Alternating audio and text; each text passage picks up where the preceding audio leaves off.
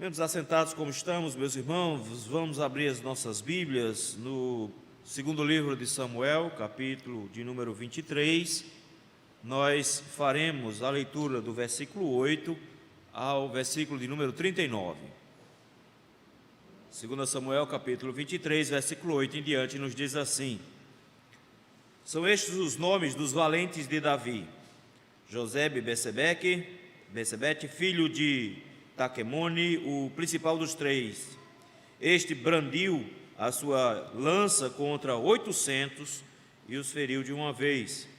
Depois dele, Eleazar, filho de Dodô, filho de Aui, entre os três valentes que estavam com Davi, quando desafiaram os filisteus ali reunidos para a peleja, quando já se haviam retirado os filhos de Israel. Ele se levantou e feriu os filisteus, até lhe cansar a mão e ficar pegada à espada. Naquele dia o Senhor efetuou grande livramento, e o povo voltou para onde Eleazar estava, somente para tomar os despojos. Depois dele, Samá, filho de Agé, o Ararita, quando os filisteus se juntaram em Leí, onde havia um pedaço de terra cheio de lentilhas, e o povo fugia de diante dos filisteus, pôs-se Samá no meio daquele terreno e o defendeu e feriu os filisteus, e o Senhor efetuou grande livramento. Também 3 dos 30 cabeças desceram e no tempo da cega foram ter com Davi à caverna de Adulão, e uma tropa de filisteus se acamparam no vale dos Refaímos. Davi estava na fortaleza e a guarnição dos filisteus em Belém. Suspirou Davi e disse: Quem me dera beber água do poço que está junto à porta de Belém. Então aqueles 3 valentes romperam pelo acampamento dos filisteus e tiraram água do poço junto à porta de Belém e tomaram-na e a levaram a Davi. Ele não quis beber, porém a derramou como libação ao Senhor e disse: Longe de mim, ó Senhor, fazer tal coisa.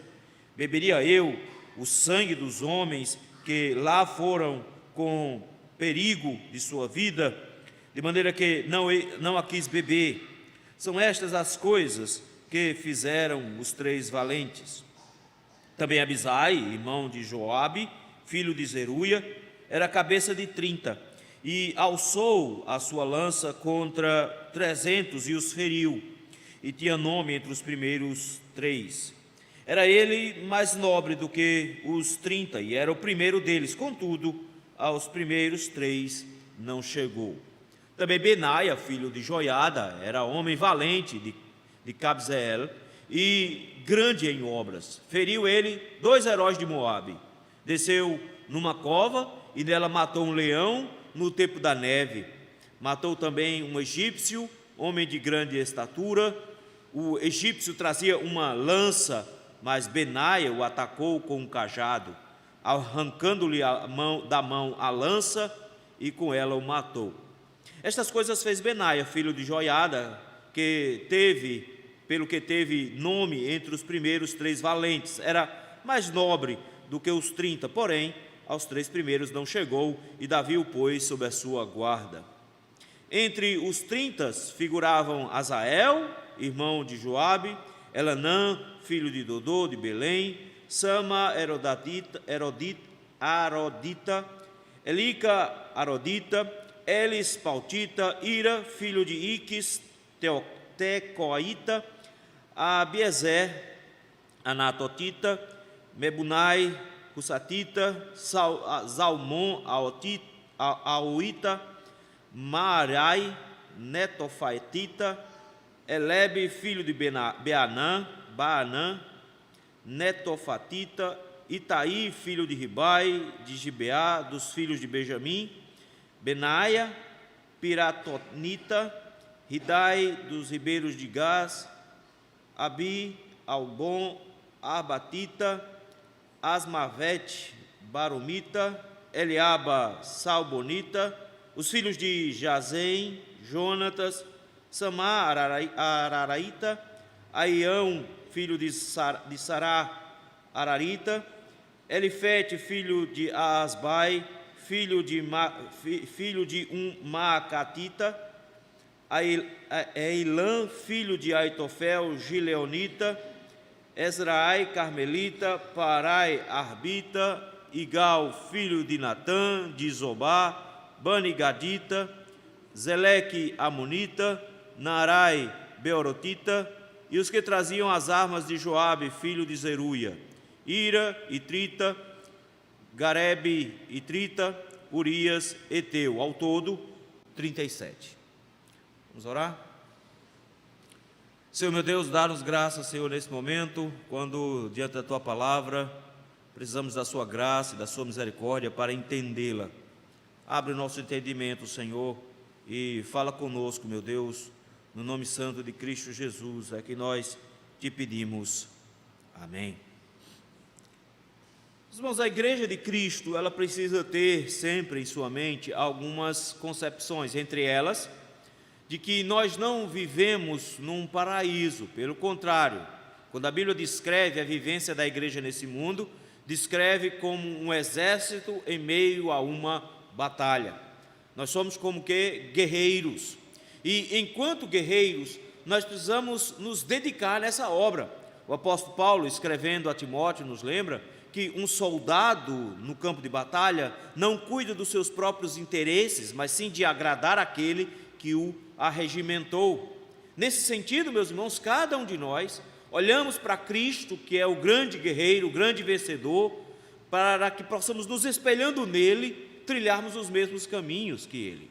Nem todo mundo vai ser igual, nem todo mundo vai ter o mesmo destaque, mas nenhum de nós pode se dar ao luxo de achar que não deve estar na lista daqueles que foram convocados pelo Senhor para a guerra. E aqui nós temos uma lista de guerreiros, uma lista de soldados. Não é uma lista para sugerir nomes de filhos para vocês, porque vocês já viram que é um verdadeiro trava-língua. É bem fácil olhar, mas na hora de falar o nome é difícil.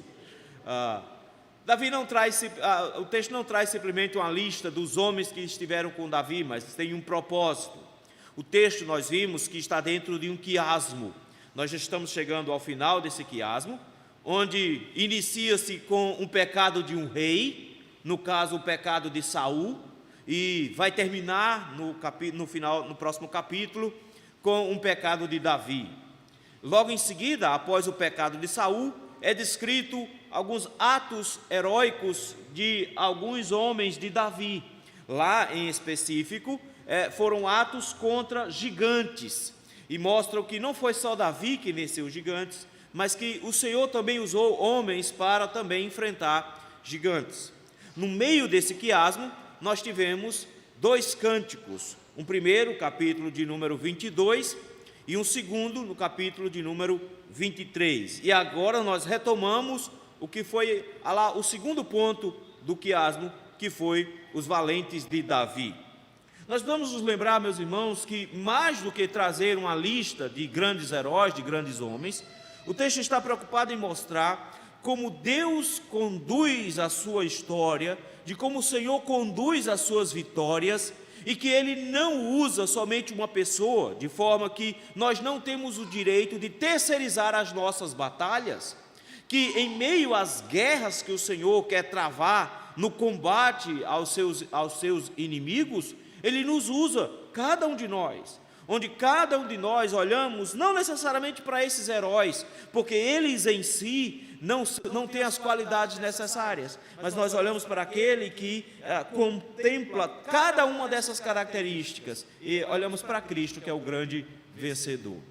Durante o texto, os irmãos viram que o texto claramente se divide em três blocos. O primeiro bloco são os três primeiros, que vai do versículo 8 ao versículo 12. A partir do versículo 13 até o versículo número 23, nós temos os três primeiros dos 30, ou seja, os homens que eram grandes, mas que não chegaram a ser tão grandes quanto os três primeiros.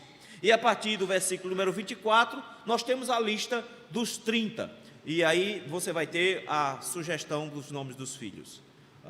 Vejamos, meus irmãos, como o texto nos apresenta homens que eram diferenciados, mas como o Senhor os usa para apontar para uma necessidade de batalharmos pelas guerras do Senhor. O texto começa, meus irmãos, do versículo 8 ao versículo 12, nos falando sobre homens excepcionais, homens completamente acima da média, homens excepcionais. O texto nos traz 3 nomes. Versículo número 8, o texto nos traz o primeiro nome, um homem chamado Josebe Basebeque, filho de Tequemone. O texto diz logo de cara que ele era o principal dos 3. Então, há aqui o destaque de 3 grandes guerreiros. E o primeiro de todos os 3, então é como se fosse o maior guerreiro de Israel depois de Davi, é justamente Josebe Basebeque. O que é interessante é que você nunca ouviu falar sobre ele, porque ele não aparece em canto nenhum, ele só aparece aqui. Ele é um guerreiro excepcional, o texto faz questão de parar para contar a história dele. Vai ser contado de novo a história dele no capítulo 11 de 1 Crônicas, mas de repente nós somos informados que esse homem é excepcional. Lá em Crônicas, o nome dele é diferente, lá é Josebeão, o nome dele, não é problema. Ele era o chefe dos capitães, segundo o texto de 1 Crônicas, capítulo 11.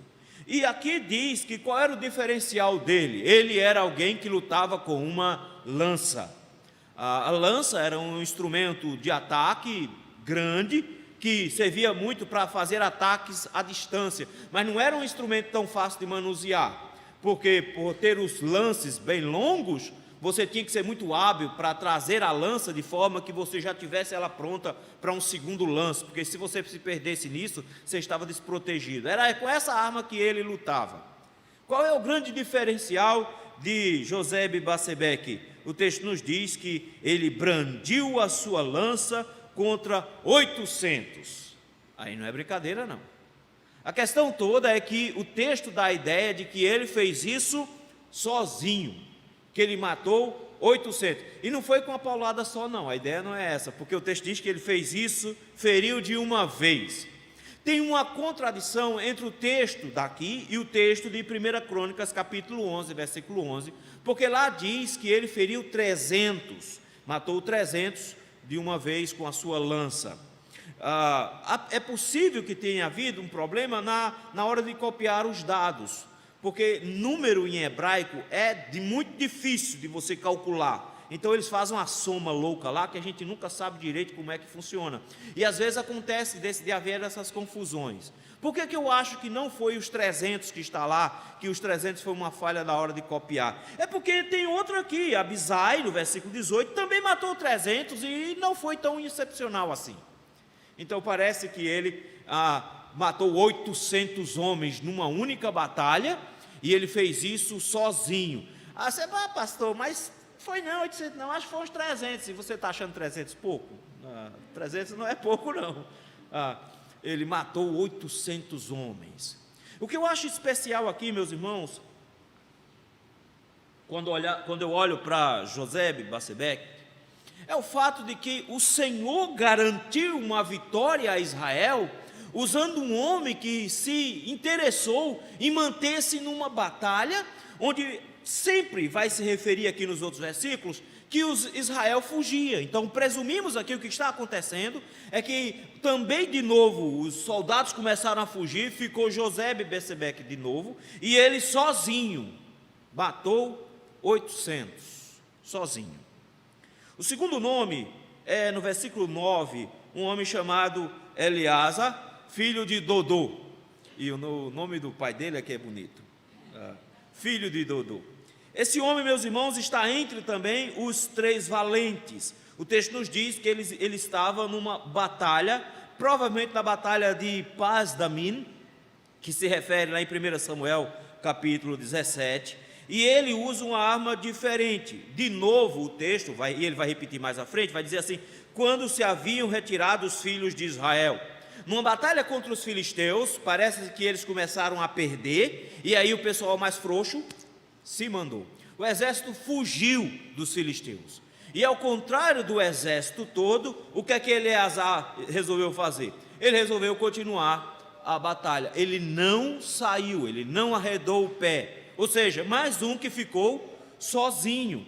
E ele luta com a outra arma, enquanto Josebe Basebeque usa uma lança, esse aqui usa uma espada, uma arma um pouco menor, não é aquelas espadas medievais que tinham 1,5 m até 2 metros de altura, um negócio grandão. Não, essa era uma espada pequena, era uma arma de ataque direto.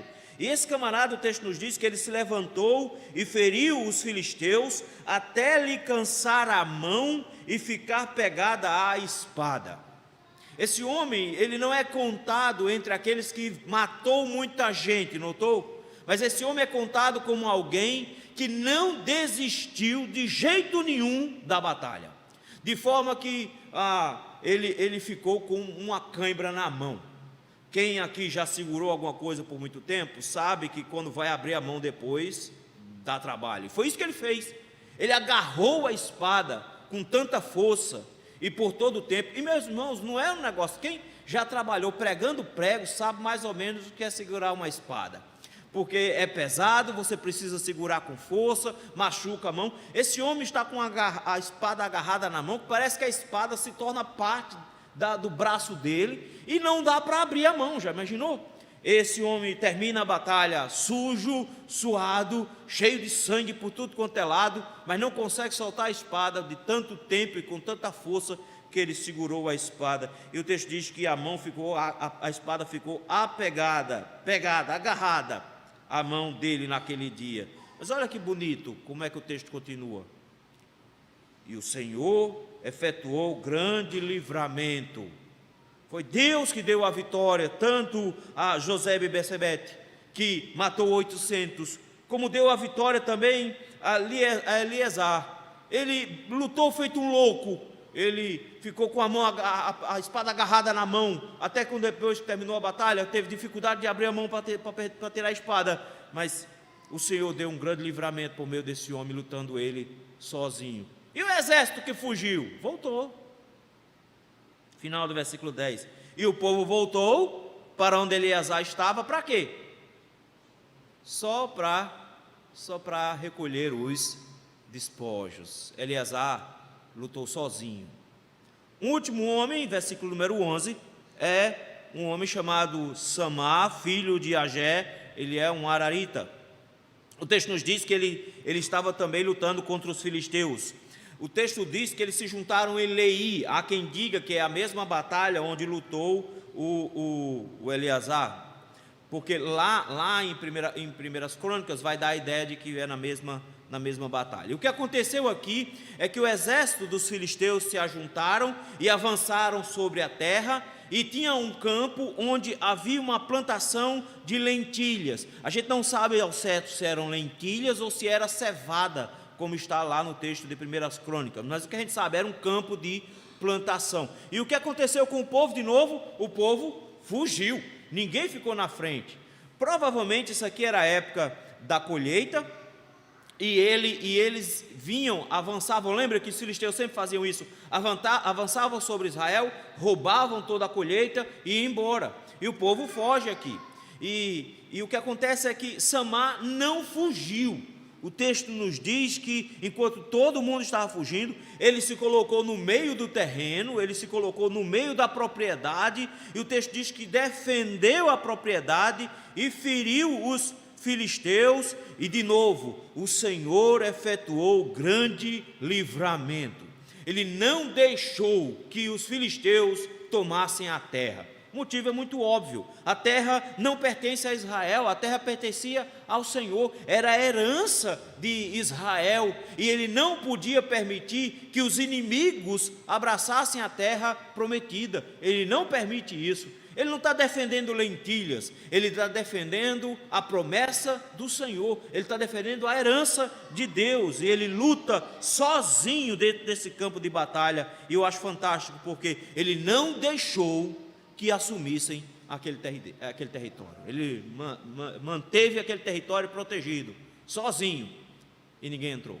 Por que esses 3 homens são contados como os primeiros?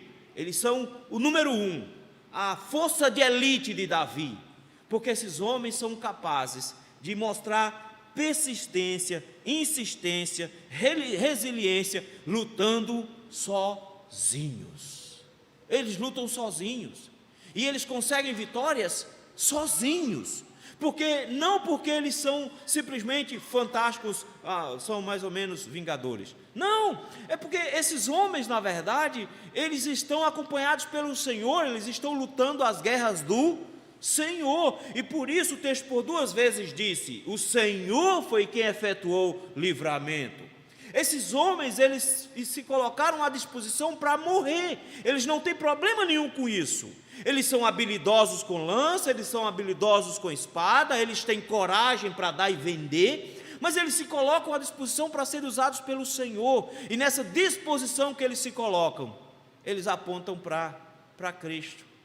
Porque da mesma forma que Josebe Bessebete venceu 800 dos seus inimigos, Cristo, meus irmãos, é aquele que vence sozinho todos os nossos inimigos.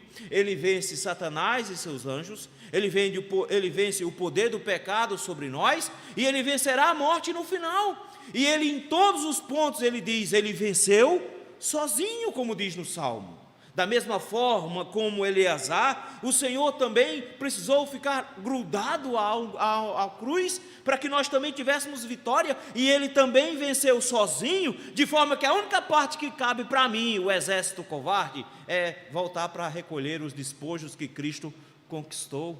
Da mesma forma como Samar, o Senhor também defende a sua herança, de maneira que eu e você somos o povo dele prometido, e ninguém arrebata da mão dele aqueles que são dele. Eles apontam para um guerreiro que lutou sozinho, que venceu as batalhas sozinho, que o Senhor garantiu por meio dele grande livramento para nós, um exército covarde.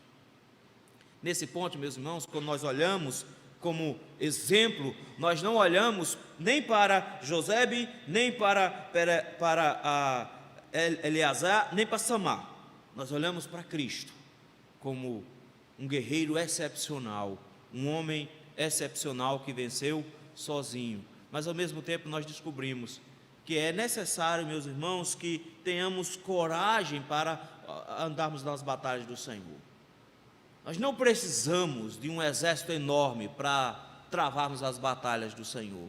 O Senhor tem uma expectativa de homens que também lutem sozinhos, dispostos a enfrentar todas as dificuldades da vida.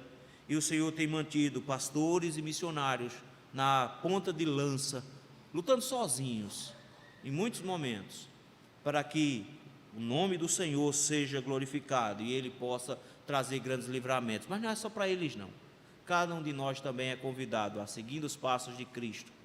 Se ninguém quer lutar, se todo mundo está fugindo, nós lutamos sozinhos. O texto, além de trazer homens excepcionais, do versículos de 8 a 12, nos traz homens importantes, do versículo 13 ao 23. De novo, nós temos 3 blocos, mas logo de cara, nós temos o primeiro bloco, com 3 homens de uma vez, depois vai vir mais 2 valentes. Parece que esses 3 formam um grupo só de valentes. O versículo 13 diz assim, que na cabeça dos 30, haviam alguns homens importantes. Então, existem os 30 que são o grande grupo de elite de Davi. Eles não são os 3 primeiros, mas na cabeça dos 3 primeiros tem esses homens aqui. E o texto nos diz que quando era a época da colheita e Davi estava fugindo de Saul, escondido na caverna de Adulão, fazendo da caverna de Adulão uma fortaleza, no versículo de número 14, está na época da colheita e esses homens vieram encontrar-se com Davi. Esses 3 guerreiros, lembrem, eles não estão se juntando a um rei com poderes, eles estão se juntando a um ungido do Senhor, mas que ainda é um príncipe em Israel, não tem poder, pelo contrário, está fugindo de Saul. Esses homens vêm se juntar a Davi, mas aqui há uma série de fatores que está complicando a situação. Primeiro, eles estão escondidos na caverna porque Saul está tentando matar Davi. Segundo, eles estão no meio de uma batalha contra os filisteus, porque os filisteus se juntaram na região de Refaim e ficavam exatamente entre as cavernas de Adulão e a região de Belém, onde Davi era.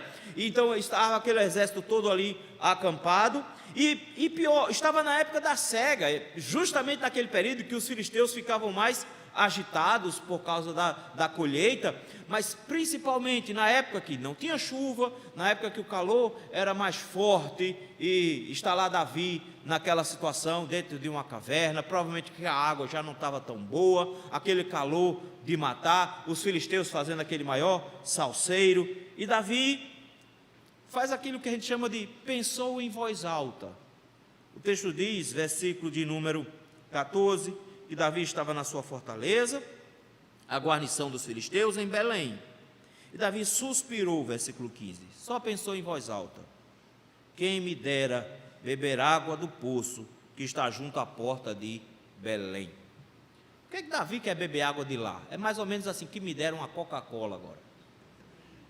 Davi passou a vida inteira dele em Belém, e ele conhecia os poços da região, e ele sabia a diferença de uma água para outra. Eles provavelmente não estavam com água tão boa, porque como era a época da cega, não tinha chuvas, então a água que ele estava na região das cavernas de Adulão não era tão boa. E do nada Davi diz: quem me dera ter aquela água boa, lá da região de Belém, onde eu nasci, passei minha vida inteira tomando daquela água, com aquele gosto bom, e quem me dera agora ter um copo d'água, não precisa nem ser gelada, mas um copo d'água lá da região, lá daquele poço que fica na porta de Belém. Mas não dá por quê? Porque é longe, em primeiro lugar, 18 quilômetros de distância. Meu irmão, se você acha que ir na esquina comprar uma Coca-Cola é complicado, imagina 18 quilômetros de distância para pegar um copo d'água.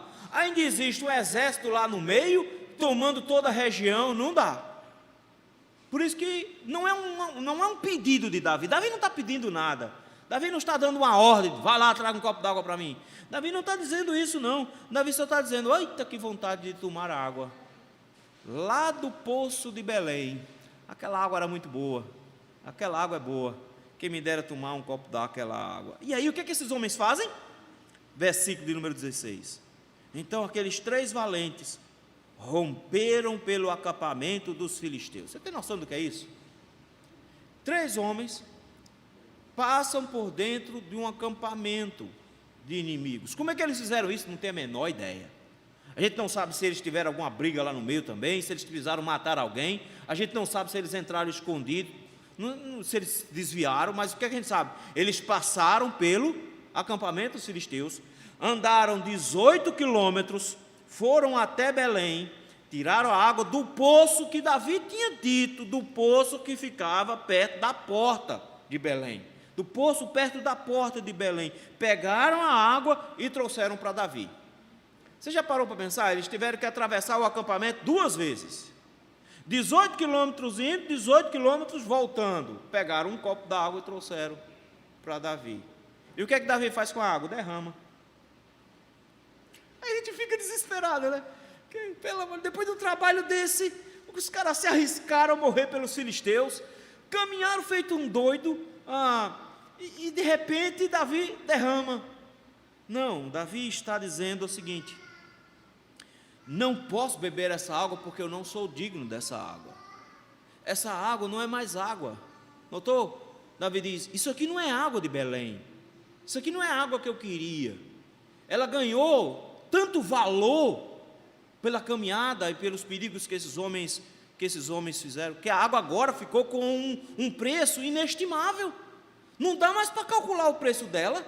Então não dá para eu beber mais, porque ela é tão valiosa agora que só pode ser dada para outra pessoa. Essa água só pode ser dada para o Senhor.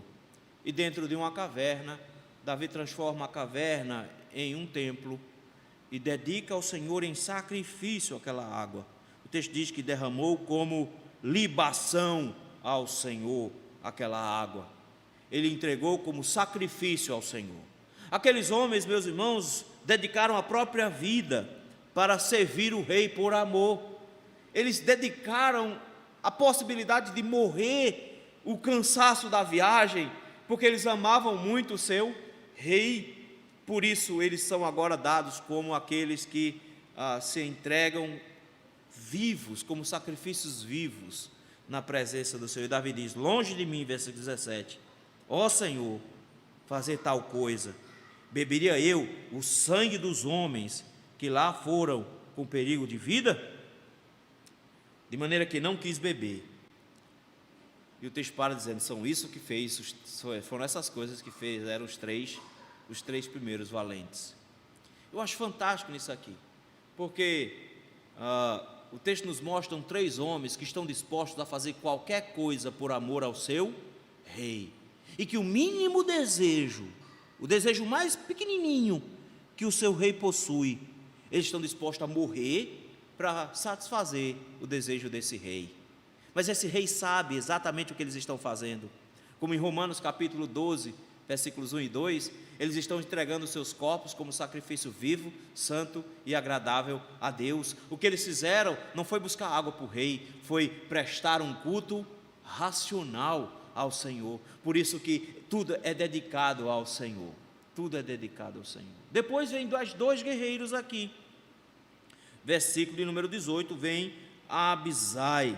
Abisai nós já conhecemos. Abisai é irmão de Joabe, que era o comandante do exército de Davi, e irmão de Sael, que morreu lá atrás, junto com numa batalha contra Abner, lembram? Abisai foi que juntou-se com Joabe justamente para matar Abner, depois o comandante de Mefibosete. E esse homem, meus irmãos, ele é conhecido pelas suas batalhas, pelas suas vitórias. Ele, por exemplo, aqui o texto nos diz que ele alçou também a sua lança, do mesmo jeito que José e Bessebete, e matou 300 homens. Mas isso aqui foi uma das vitórias dele.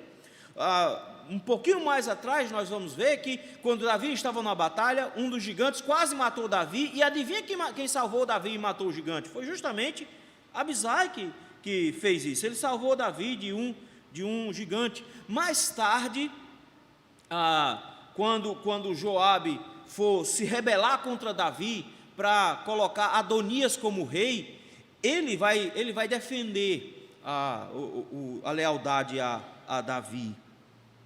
Mas eu acho interessante aqui, que o texto diz assim, de repente o texto para e diz assim, e tinha nome entre os primeiros 3. Ele era um guerreiro excepcional. Não era excepcional.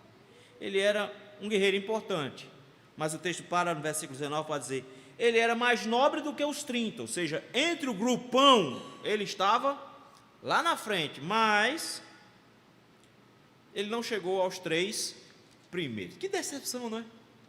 Abisai matou 300, matou gigantes, e era um homem excepcional. Não era excepcional. Excepcional são os 3 lá que brigaram sozinhos. Abisai brigou no meio de batalhas, ele lutou no meio de batalhas, ele não chegou a ganhar um nome, status suficiente para ser contado entre os 3 maiores, ok, ele é o primeiro de 30, mas ele ainda é o primeiro de muitos, Daí nós temos um outro aqui no versículo número 20, que é um segundo guerreiro desta lista tríplice, chamado Benaia, filho de Joiada. Benaia é uma figura interessante, porque Benaia é um sacerdote, Joiada era sacerdote, e Benaia sempre esteve ao lado de Davi. Lembra quando Davi foge de Absalão? Benaia estava do lado dele. Benaia, inclusive, vai ser o responsável por matar Joabe mais tarde, ele que vai executar. E o texto nos diz que esse homem fez algumas coisas muito fortes, muito grandes. É interessante. O texto diz assim, era um homem valente de Cabzeel e grande em obras. O que esse camarada fez? Ele fez algumas coisas, gente. Primeiro, o texto diz assim, feriu ele 2 heróis de Moabe. Que matou 300, outro matou 800, isso aqui não é nada. Não, mas o que é importante, porque o texto diz que não eram homens qualquer. Tinham 2 moabitas que eram heróis, os maiores guerreiros da região de Moabe. Quem matou foi Benaia. Benaia matou esses 2 homens. Não só isso, o texto diz que ele matou um leão, mas ele não matou um leão de qualquer jeito. O texto diz que ele desceu numa cova. Qual é o pior lugar que tem para você encontrar um leão? Dentro de um buraco. E era lá onde estava o leão, dentro da cova do leão. Por que ele entrou lá, eu não tenho a menor ideia. Mas o que é que eu sei? Que o leão não saiu. Ele matou o leão. Mas isso aqui, pastor, não é nada não. E o texto diz assim, foi no tempo da neve. Ou seja, além da dificuldade do frio que ele estava, por causa da neve, o leão devia estar ainda mais agressivo pela fome, estava trancado dentro de um buraco, ele entrou e ainda matou o leão lá dentro do buraco. Então o cara não era covarde não, ele era muito corajoso. E ainda diz mais, versículo 21, veja o tamanho da habilidade que Benaia tem. Matou um egípcio, um homem grande, de grande estatura, um homem alto, não era um gigante, mas era alto. Mas qual é o detalhe? O texto diz que o egípcio estava armado, o egípcio estava com uma lança, e Benaia com o quê? Com um pedaço de pau. Benaia com um cajado, um pedaço de madeira, era isso que ele tinha na mão. Mas olha a habilidade desse homem, o outro com a lança e alto, ele, provavelmente não tão alto assim, com uma vara na mão. O texto diz que ele desarmou o camarada na batalha com a vara, tomou a lança do cara e matou o cara com a lança dele. Diz assim, e ele matou esse homem, esse egípcio grande, com a própria lança. Você tem noção do que é necessário para desarmar alguém com uma lança? E de como é fazer isso com a madeira? Então, Benaia era um sacerdote bem corajoso. E aí o texto diz, versículo 22, estas coisas fez Benaia, filho de Joiada, pelo que teve o nome entre os três valentes, mas era mais nobre do que os 30, porém, não chegou aos 3 primeiros, e Davi o pôs sob sua guarda. Eu acho interessante aqui, porque parece que o texto está humilhando o tempo inteiro eles, não estou? O texto sempre para dizer, gente, eles eram camaradas fantásticos, eles lutaram batalhas incríveis, mas não deu para chegar nos 3 primeiros, eles foram cabeça dos 30, então eram os primeiros dos últimos. Eles não eram aqueles caras assim, tipo especial, eram guerreiros bonitos, fantásticos, mas por 2 vezes o texto para dizer, mas não tanto assim, deu para o gasto. Eu com certeza tinha morrido logo no leão, imagina com a lança. Não dava para encarar um negócio desse aqui. Esses homens, meus irmãos, eram guerreiros incríveis, mas o texto faz questão de dizer o tempo todo, é que o Senhor, efetuando livramentos por meio deles, o que é que olhava para eles? Como eles eram guerreiros dedicados, dispostos a realizar o trabalho, todos eles habilidosos no que faziam, e mesmo não sendo os melhores dos melhores, eles não ficavam atrás para realizar o seu trabalho, faziam a sua obra, todos eles da sua maneira, com as suas habilidades e com as suas deficiências, com as suas dificuldades. Nenhum deles ficou chateado porque não era o primeiro. Eu acho interessante isso aqui, meus irmãos, porque esse fator nos mostra o que deveria motivar o nosso coração, porque foi o que motivou o coração de Cristo.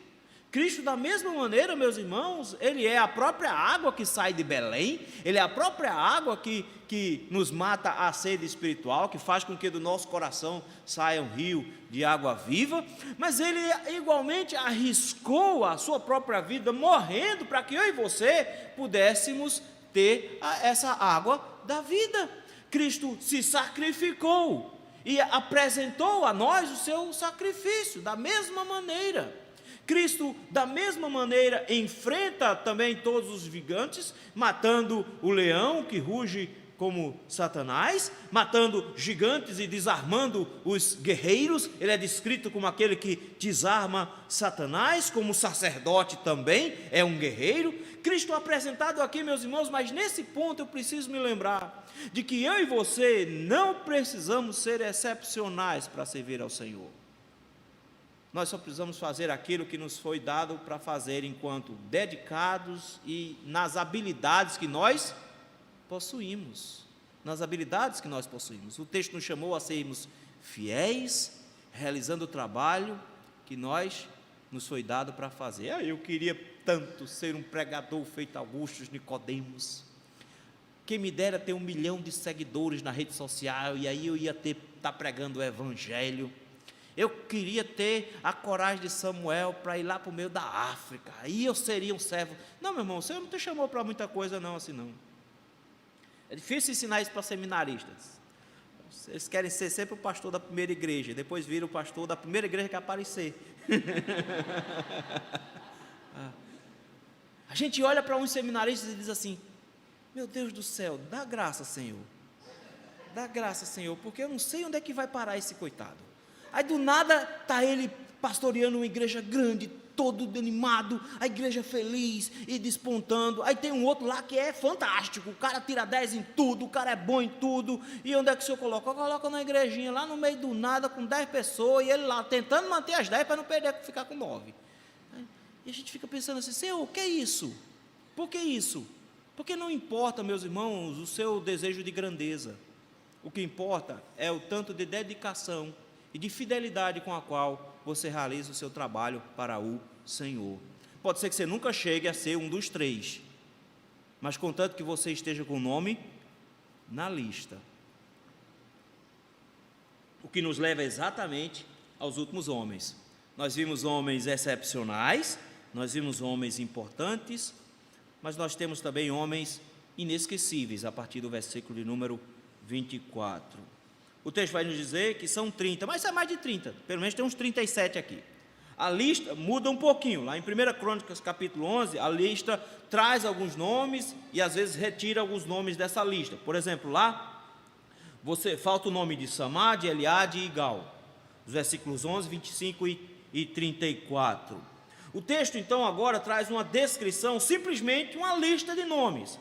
A única informação que nós temos é, às vezes, o nome do pai da pessoa, quando o pai era conhecido, mas sempre traz de onde a pessoa é. Então, parece que a lista traz sempre a localidade, porque a localidade é importante. A maioria que está aqui é da região de Judá. É óbvio, porque Davi era de Judá, e foi justamente o grupo de Judá que primeiro apoiou Davi. Se juntaram a Davi lá perto das terras, na caverna de Adulão, se juntaram muitos desses homens, se juntaram a Davi lá. Mais tarde, alguns se juntaram a Davi, quando Davi estava reinando em Hebrom, mas Judá sempre veio de lá para apoiar. Era a tribo de Davi, então consequentemente você vai ter muita gente daquela região. Você vai ter gente do Carmelo, você vai ter gente da região de Belém, muita gente. Então a maioria aqui é de Judá, mas nem todos são de Judá. Por exemplo, no versículo número 27,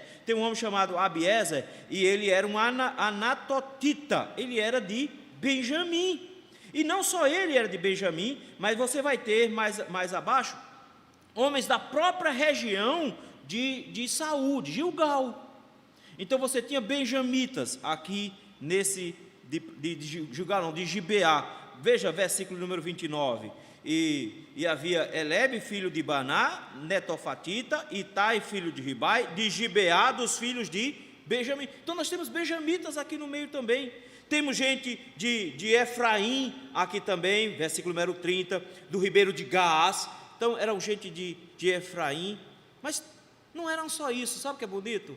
É que o Senhor já mostrava que Ele ia trazer gente de tudo quanto era canto, e trouxe aqui gente, inclusive, que não era de Israel. Veja o versículo número 34, nos diz que Elifete, filho de Asbai, filho de um Maacatita. Esse homem era descendente de um Maaca, não era de Israel. Se você for para o versículo número 37, diz que Zeleque era amonita, ele era de Amon. E versículo 39 fala de Urias o Eteu. Nem todo mundo dessa lista estava vivo quando ela foi feita, alguns morreram rápido. Versículo número 24 fala de Azael, irmão de Joabe. Azael, ele morreu muito cedo. Lembrem que o grande diferencial de Azael era que era um guerreiro rápido, e eles passaram a perseguir o Abner, e Abner ameaçou Azael, e Azael confiava muito nas pernas de que corria muito, e Abner ameaçou, disse que ele voltasse, porque não queria matá-lo, e ele insistiu contra Abner, e chegou uma hora que Abner simplesmente pegou a lança, virou a ponta para trás e deixou ele cair por cima da lança, e como ele vinha rápido, ele se espetou na lança e morreu ali mesmo. Foi por isso que Abisai junto com Joabe vão se organizar e vão trair Davi, inclusive, e matar Abner dentro de Jerusalém. Então Azael já era morto aqui no caso. Mas tudo bem, Azael morreu numa batalha por besteira, bem verdade, por uma bobagem. Mas o último da lista dá um dor no coração, né? O último da lista dá uma dor no coração. Porque a lista todinha vem, mas o autor resolve deixar uma pessoa por último. Ele disse, tinha um guerreiro de Davi, muito importante. Ok, ele não está entre os 3 primeiros, entre os 30, ele não era o guerreiro, mas ele tinha uma esposa, que era dele, que Davi tomou, e que para esconder o seu pecado, Davi o matou. O primeiro foi morto por Abner, é bem verdade, mas o último foi morto por Davi. Davi matou o seu próprio valente, o seu próprio guerreiro, e ele sabia disso. É tanto que para matar esse homem, ele precisou colocar esse homem numa frente de batalha invencível, e era essa a ordem, no lugar onde vai estar mais forte a batalha, porque se fosse num lugar mais fraquinho, Urias tinha saído, porque era um guerreiro, ele tinha saído. Mas que tristeza, é que no meio disso tudo, nós descobrimos que Urias, o heteu, não perdeu o status de ser um homem valente, corajoso, um dos valentes de Davi. A maioria desses homens nós nem sabemos quem é, mas eles são melhor do que nós, porque estão com o nome na lista. Nenhum de vocês tem um nome na lista aqui. Queridos, que fantástico é saber que muitos desses homens são até famosos, outros ninguém nem sabe quem era. Mas o Senhor não esquece deles, porque as vitórias do Senhor foram travadas, as batalhas do Senhor foram travadas, e as vitórias do Senhor foram conquistadas por causa de homens como esses, nomes estranhos, mas todos eles guardados, para que no futuro se lembrassem de que esses foram homens que estiveram na presença do Senhor, e dedicaram as suas vidas para que Israel fosse livre. Eles batalharam para estar com seus nomes nessa lista. Eles fizeram por onde? Cristo, meus irmãos, ele é o que encabeça a lista, ele é o irmão maior de muitos outros irmãos, mas nós também somos colocados numa lista também. Nós estamos com os nossos nomes escritos no livro da vida, nós também estamos na lista. Espero que a nossa lista, a gente esteja pelo menos nos primeiros lugares, mas querendo ou não, o que eu acho fantástico nisso aqui é que não interessa se eles são famosos, não interessa se eles são conhecidos, eles são lembrados pelo Senhor, e eles são lembrados pelo Senhor porque eles não se escondem em preguiça, eles não se escondem em covardia, eles se apresentam para lutar as guerras do Senhor. Mas quando eu olho para essa lista, está faltando alguém aqui, está faltando alguém aqui. Joabe não está na lista. Joabe era o comandante do exército de Davi. Joabe todo o tempo estava guerreando. Joabe tem mais feitos do que Azael, o irmão dele, mais feito do que Abisai. Por que Joabe não está na lista? Porque Joabe vai trair Davi nos 2 primeiros capítulos de Reis. Ele vai se juntar a Adonias para destronar Davi e destronar Salomão. E uma única traição aqui final de Joabe matou ele morreu por causa disso, e tirou o nome dele do livro, da lista dos valentes. Ou seja, meus irmãos, o que o Senhor espera de nós, de cada um de nós, de cada dispenseiro, é que ele seja encontrado fiel. O Senhor nos chamou, meus queridos, exatamente para sermos guerreiros fiéis ao Senhor, dedicados ao Senhor. Pode ser que você não tenha nenhum feito excepcional, pode ser que você nunca seja lembrado por ser um grande pregador do Evangelho, ou por ter feito uma grande diferença na igreja do Largo da Paz, mas talvez se você tiver feito diferença na vida de uma pessoa, onde essa pessoa pode chegar e dizer, eu cheguei a Cristo porque você me levou até Ele, isso é suficiente. Estamos com o nome na lista, nós somos guerreiros do Senhor, nós estamos nas batalhas do Senhor, nós não precisamos ser reconhecidos, mas contanto que o nosso nome esteja na lista, como aqueles que lutaram pelas guerras do Senhor, e que foram fiéis até a sua morte ao Senhor. O Senhor nos chama para sermos fiéis e lutarmos as batalhas do Senhor, e quem sabe, naquele dia, quando tiver um monte de desconhecido feito nós, Eu creio que alguns vão estar lá na frente porque são mais conhecidos, são maiores. Tem alguns que são dos primeiros 3, lembram? Então vai ter uns 3 lá na frente, vai ter outros grupinhos mais atrás. Quem sabe a gente vai estar lá no fim da fila, feitorias.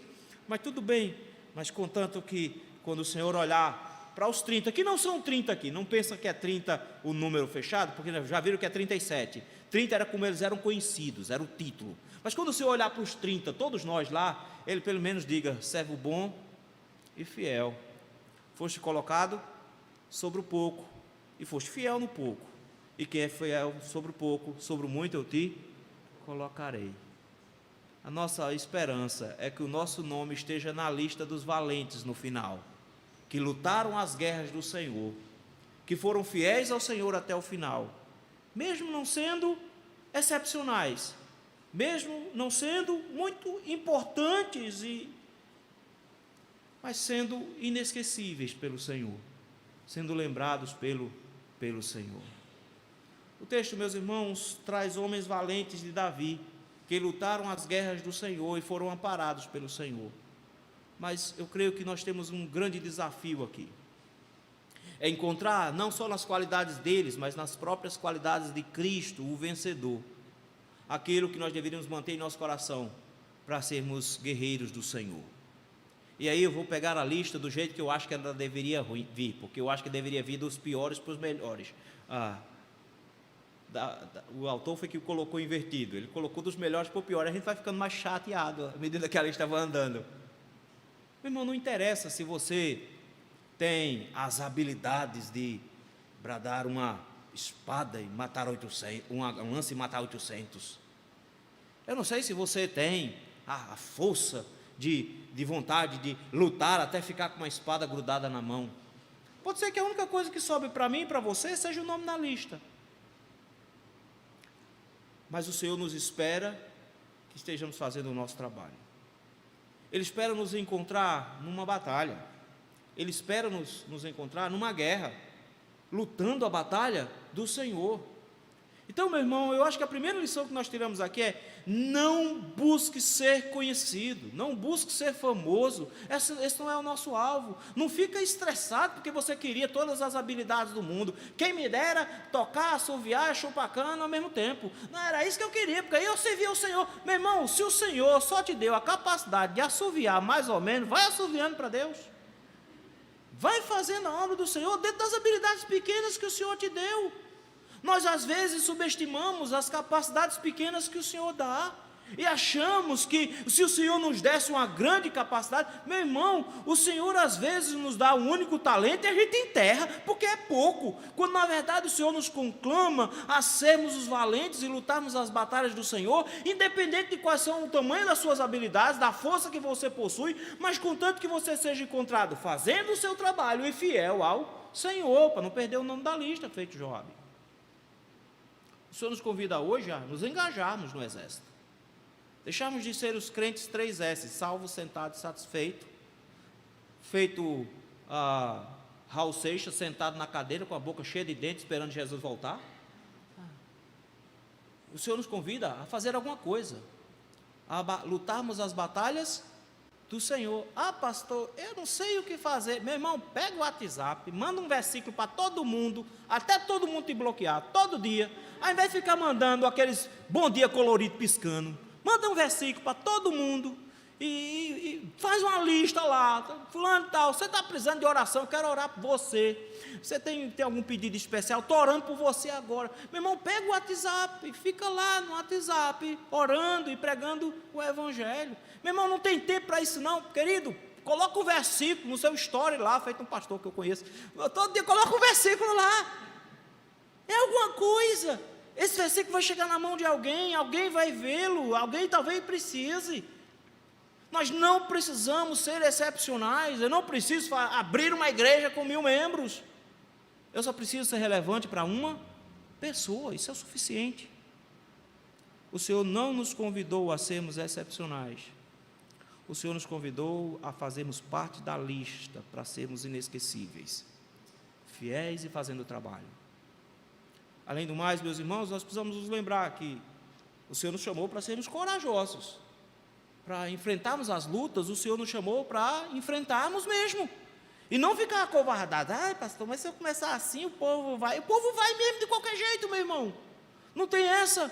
Mas o que está sendo medido no final é o seu amor pelo Senhor. É isso que é importante. 3 homens arriscaram a vida para buscar água porque amavam o seu rei. Nós somos convidados da mesma maneira a dedicar-nos ao Senhor. Mas o que falta em nós não é coragem, não é disposição, porque dependendo se for para arranjar dinheiro, a gente arranja coragem e a gente arranja condições. Mas o que nos falta, na verdade, parece que é muito mais amor pelo nosso general. Nós precisamos ser mais dedicados. Ah, quem dera se o vizinho lá da esquina, aquele que é fedorento, se ele ouvisse o evangelho, você fica dizendo: Senhor, eis aqui, envia aquele dali. Eu não vou não. A gente terceiriza, quando na verdade o Senhor nos chamou a sermos valentes, corajosos e dedicados.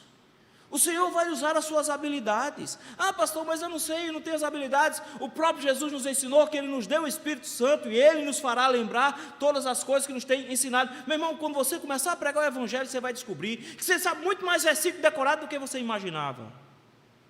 Porque o Espírito Santo vai te abrir a boca. O próprio Jesus disse para os apóstolos, ele disse: não se preocupem quando estiverem diante de reis e de juízes, abram a boca, só falem.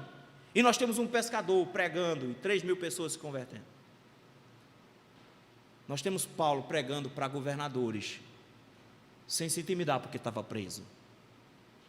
Nós vemos uma igreja diante da perseguição contra Pedro, vendo que a perseguição estava se arrojando, orando e dizendo: Senhor, os ímpios têm se levantado contra o Senhor, mas Senhor, dá-nos ousadia para pregar. E o texto nos diz que é a oração respondida mais ligeira que já vi, porque eles ainda estavam orando quando o lugar onde eles estavam tremeu, foram cheios do Espírito Santo, eles agora tinham ousadia para pregar. Nós precisamos de maior disposição para servir o nosso Senhor, porque talvez ele esteja hoje suspirando e dizendo: eu queria só que fulano se convertesse, e você está ouvindo e dizendo: não é comigo, quando na verdade cada um de nós deveríamos matar e morrer para servir o nosso general, o nosso rei. Nós deveríamos estar lá.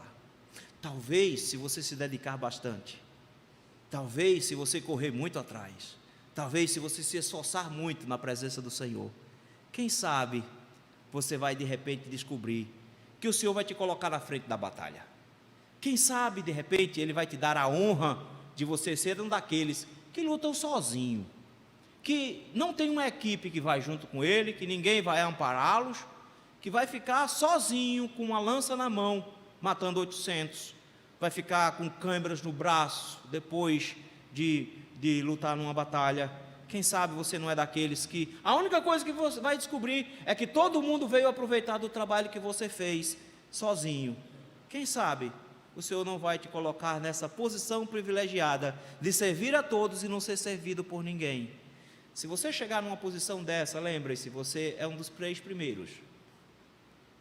Vai apanhar mais, vai sofrer mais, mas será muito honrado pelo seu Deus, porque o seu nome será destacado na obra do Senhor. Ah, pastor, mas eu preciso fazer esse seminário para ser assim. Eu disse: não, meu filho, você não entendeu não. Quantos irmãos lá no interior, sem nenhum tipo de formação, com terceiro ano primário, mal concluído, no meio de uma roça, iniciaram trabalhos de igrejas que são grandes hoje. Lutaram sozinhos contra a vontade de presbíteros, de pastores, de igrejas inteiras, para fazer o trabalho do Senhor. Não ficaram lá: pastor, gente, vamos fazer o trabalho, gente, não vai não? Ah, então não vou também não. Quantos homens disseram: se vocês não forem, eu vou sozinho. E fizeram o trabalho do Senhor. E o Senhor os engrandeceu com o nome, sendo lembrado até hoje. Quem dera cada um de nós fôssemos aqueles que, lutando sozinhos, conseguem grandes vitórias e o Senhor traz grandes livramentos por meio da mão deles. Não importa, meu irmão, qual é o teu tamanho como soldado. Você pode ser um grande soldado, habilidoso, ou um soldado raso, famoso bucha de canhão. Mas nós estamos no exército do Senhor, e o Senhor nos convida a sermos não os valentes de Davi, o Senhor nos convida a sermos os valentes de Cristo, contados entre os 30, na expectativa de chegar entre os 3 primeiros. Se o Senhor der graça, morremos no campo de batalha, como aqueles que sozinhos enfrentaram a guerra. Que Deus nos dê graça de lutarmos as guerras do Senhor. Obrigado, meu Deus, porque nenhum de nós foi dispensado desse trabalho. Agora, Senhor, ajuda-nos, porque muitas vezes a covardia nos traz a infidelidade para com o Senhor, nos traz, Senhor, a negação ao nosso trabalho. Ajuda-nos como povo Teu, Senhor, a dispormos as nossas mãos para fazermos a Tua obra. E mesmo que, Senhor, nunca sejamos conhecidos ou reconhecidos, dá-nos forças para sabermos que é o Senhor que vai se lembrar de nós, o Senhor nunca irá esquecer de nós. Dá-nos graça, Senhor, para que tenhamos a coragem e a disposição por amor a Ti, dispostos a realizar, Senhor, tarefas quase impossíveis, mas confiados sempre na Tua mão, sem nenhuma pretensão de aparecer ou de ser um dos gigantes. E se o Senhor nos quer trabalhando sozinhos, dá-nos, ó Senhor, a força de vontade necessária para abençoarmos o Teu povo quando nós mesmos somos prejudicados. É no nome de Cristo, Teu Filho, que nós te rogamos isso. Amém.